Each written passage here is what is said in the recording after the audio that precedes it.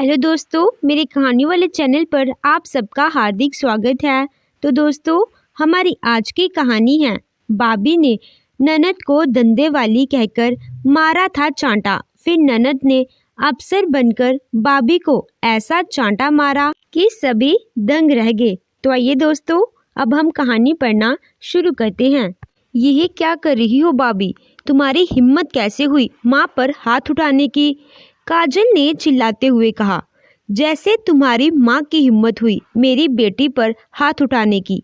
शुक्र मनाओ कि तुम घर पर नहीं थी, वरना आज तुम दोनों को मैं ऐसा सबक सिखाती कि सपने में भी डर कर उठ जाती है।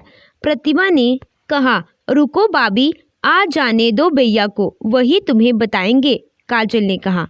उसके बाद काजल के भैया अजीत के आने के बाद काजल उससे कहती है, भैया आज बाबी ने माँ पर हाथ उठाया और वजह क्या थी? यह सुनकर तुम हैरान हो जाओगे। क्या? यह क्या कह रही हो तुम काजल? अजीत ने चौंक कर कहा।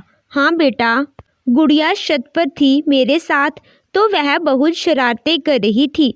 मैं उसे कितना रोक रही थी, पर वह मान ही नहीं रही थी। इसीलिए जब वो एकदम किनारे आकर गिरने को हो गई तो मैं काफ़ी डर गई और उस डर में मेरा हाथ उस पर उठ गया। तो बहू को लगा मैं अकेले में गुड़िया को मारती हूँ और उसने ये कहकर सरला जी सुबकने लग गई। काजल और सरला जी सोच रहे थे कि अजीत यह सुनकर के प्रतिभा ने उसकी माँ पर हाथ उठाया वह नाराज होगा, पर यहाँ तो उल्टा अजीत अपनी माँ से कहता है, माँ यह तो गलत फहमी हुई ना। उसे लगा आप हमारी बेटी को मार रही हैं। अब कोई आपके बच्चे को मारेगा तो गुस्सा तो आपको भी आएगा ना। यह क्या कह रहा है बेटा? गुड़िया मेरी भी पोती है, अगर कभी मैंने उस पर हाथ भी उठाया तो क्या बहू? सरला जी ने कहा। और भैया, कल को तुम अगर बाबी की माँ पर हाथ उठाओगे तो क्या बाबी तुम्हें छोड़ देंगी? काजल ने कहा। देख काजल, राई का पहाड़ मत बना। जो बात माँ के मन में है ही नहीं उसे डाल कर और इस बात को मत बढ़ा। गलती माँ से हुई तो है, और तू तो जानती है अपनी बाबी को, वह कितनी गुस्सेल है। उठ गया होगा हाथ उसका। अजीत ने कहा। क्या कहा आपने? मैं गुस्सेल हूँ? प्रतिभा ने कमरे से बाहर आते हुए कहा। अरे नहीं बाबा, तुम तो मेरी प्यारी पत्नी हो।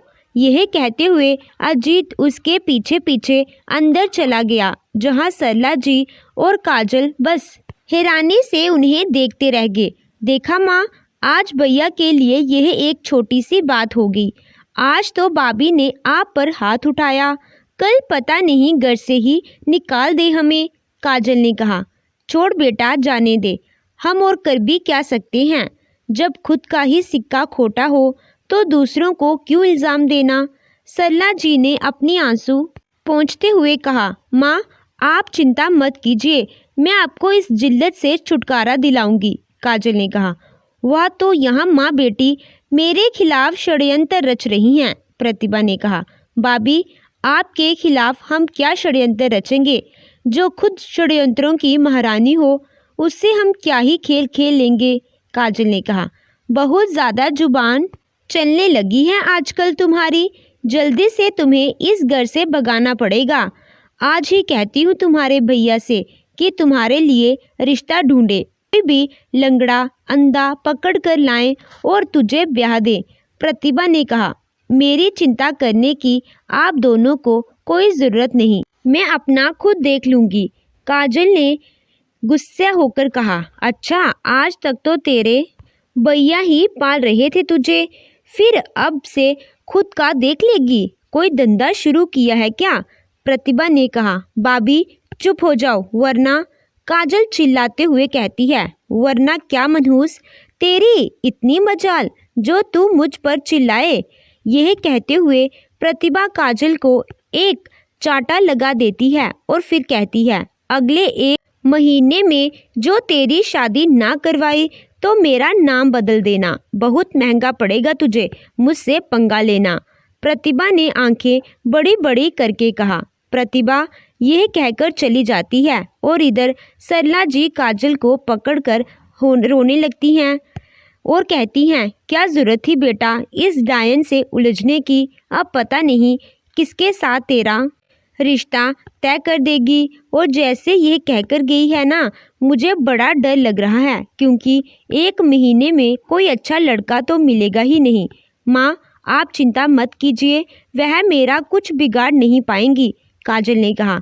उसके बाद एक दिन काजल कॉलेज से वापस आती है तो देखती है घर पर काफ़ी लोग हैं। उसके अंदर आते ही प्रतिभा उसे अंदर ले जाती है और कहती है, तैयार होकर जल्दी से बाहर आ जा, रिश्ता आया है तेरे लिए।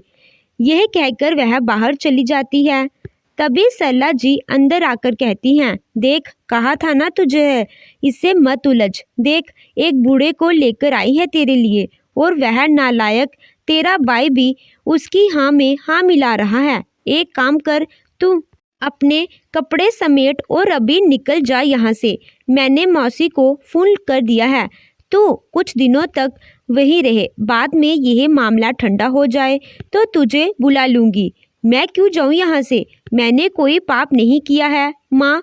और यह भाभी क्या सोचती है, वह ऐसी हरकतें करके मुझे डरा देगी। नहीं माँ, मैं जब शादी ही नहीं करूँगी तो क्या वह मुझसे ज़बरदस्ती उठाकर मंडप तक ले जाएंगी, काजल ने कहा। उसके बाद प्रतिभा कमरे में आकर कहती है, अरे तुम अभी तक तैयार नहीं हुई, मुझे नहीं करना यह शादी, और अगर आप एक अच्छा रिश्ता भी लाती ना तो भी मैं उससे शादी नहीं करती, काजल ने कहा।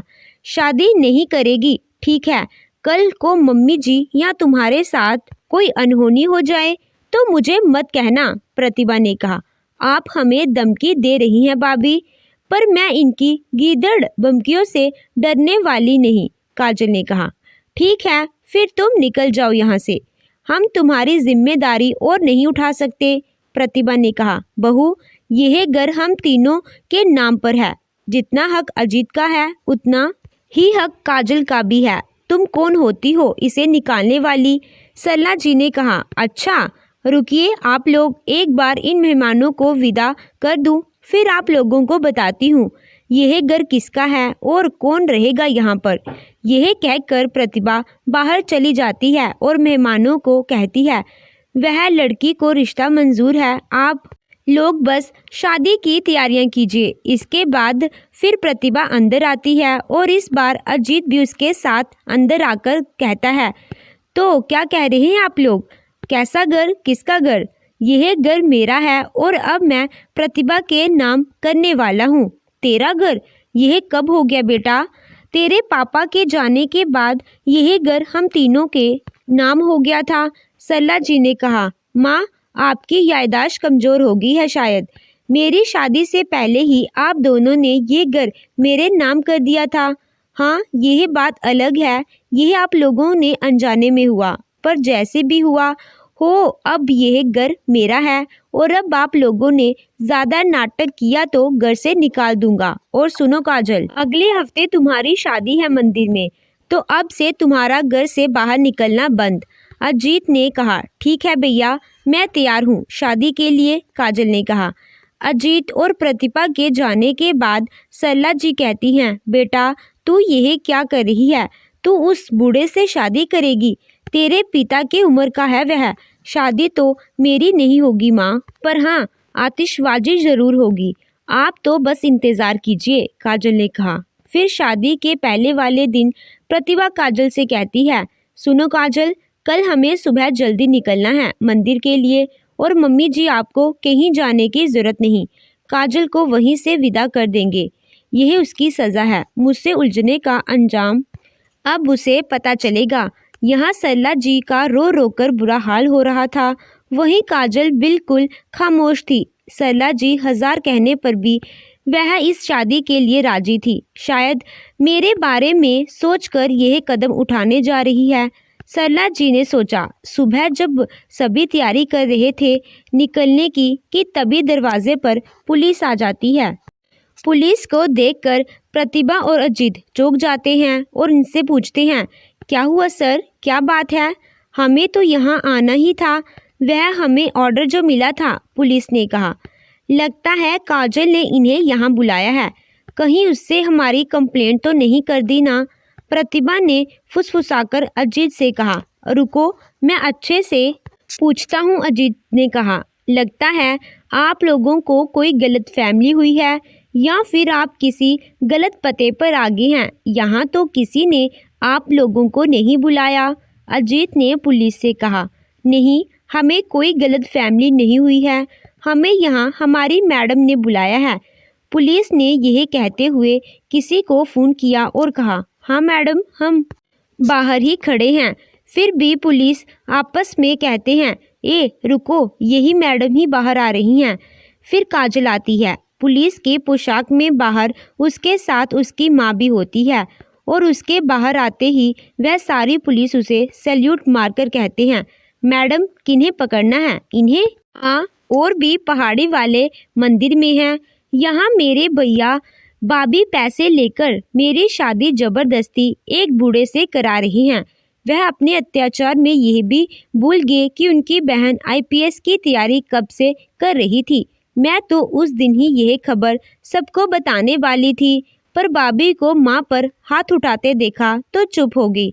दिनों दिन इनके जुल्म सिर्फ इसीलिए बर्दाश्त करती रही ताकि यह दिन इनको दिखा सकूं। और भैया भाभी, आप लोगों की चेहरे की रंगत क्यों उड़ गई है? भाभी मुझे सबक नहीं सिखाएंगी? और भैया, मेरे और माँ से जाली दस्तखत कर घर अपने नाम तो कर लिया, पर अफसोस अब उस घर में आप नहीं रह पाएंगे।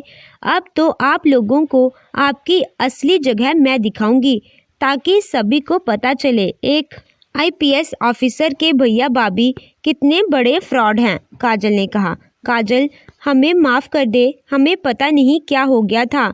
यह सब तेरी भाभी का काम है, उसने ही मुझे भड़काया था, अजीत ने अपना पल्ला झाड़ते हुए कहा। तभी सरला जी अजीत को एक चांटा मारते हुए कहती हैं, चुप कर नालायक, आज बहन अफसर बन गई तो पत्नी खराब हो गई। कल पत्नी के आगे बहन और माँ खराब थी। क्या तू कोई बच्चा है जो कोई भी तुझे भड़का देता है? जा अब जेल में, जहाँ तुझे भड़काने वालों की कमी नहीं होगी और मारने वालों की भी। फिर सरला जी प्रतिभा को भी एक चांटा लगाकर कहती हैं, उस दिन तेरी बेटी को मारा था तो तूने मुझे मारा था ना। आज मेरी बेटी ने तुझे वह चांटा मारा जिसकी गूंज शायद ही तू कभी भूल पाएगी। फिर पुलिस अजीत और प्रतिभा को ले जाते हैं और इधर काजल और सरला जी गले मिलकर रोने लगती हैं। तो दोस्तों, आपको ये कहानी कैसी लगी कमेंट करके ज़रूर बताइएगा। कहानी अच्छी लगी हो तो वीडियो को लाइक कीजिएगा, चैनल पे नए हो तो चैनल को सब्सक्राइब कीजिएगा। Thank you.